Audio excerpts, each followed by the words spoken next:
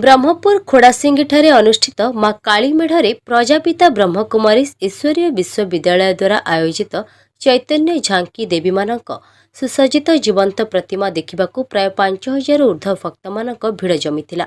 उक्त कार्यक्रम में प्रजापिता ब्रह्मकुमारी ईश्वरीय विश्वविद्यालय मुख्य शाखा परिचालिका राजयोगिनी तपस्वी सुमित्रा भौणी सभापतित्व करिथिबा बेले उद्घाटक भावे महानगर सांस्कृतिक परिषद सभापति नारायण महांकुड़, संपादक मुख्य वक्ता भावे ब्रह्मकुमार जयकृष्ण भाई, सम्मानीय अतिथि भावे पुस्तक मेला सभापति ब्रह्मकुमार गोपाल भाई जोगदे चैतन्य झांकी को दीप प्रज्वलन करी उद्घाटन करथिले।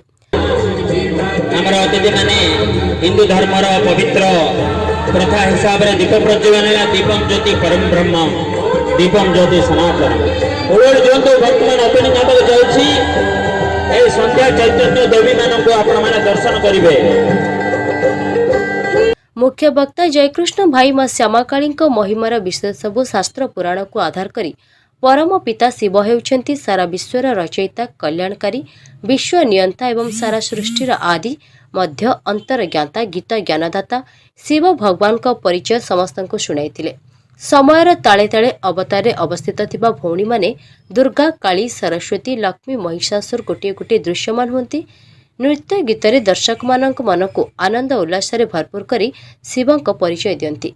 प्रत्येक दृश्यर महिमा समस्तक कर्णरे अहरह ईश्वर प्रति भावना जागृत होतिला।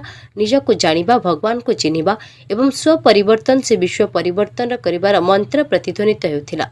मन वचन कर्मरे शुद्धता सरल जीवन सफल जीवन पांच विकार उपरे विजय समस्त सम्मान ईश्वरीय विश्वविद्यालय रे राजयोग शिक्षा बिना शुल्क दिया जाए जीवन को परिवर्तन करिबार समय आसीछि। ए वार्ता समस्त को दिया जाइतला। ये होची चैतन्य ब्रह्मा कुमारी भौणी माने जे जे निज जीवन को स्वयं शिवन को पाखरे अर्पण करी तांकर संपूर्ण जीवन को पवित्र रखिचंती एवं दीर्घ वर्ष धरी ए विश्वर मां मानक उद्धार करिया पई जगतर समस्त प्राणी मानक मंगल करिवा पई निज जीवन को शुद्ध पवित्र रखिचंती से देवी मानक आपण चैतन्य रखुचंती।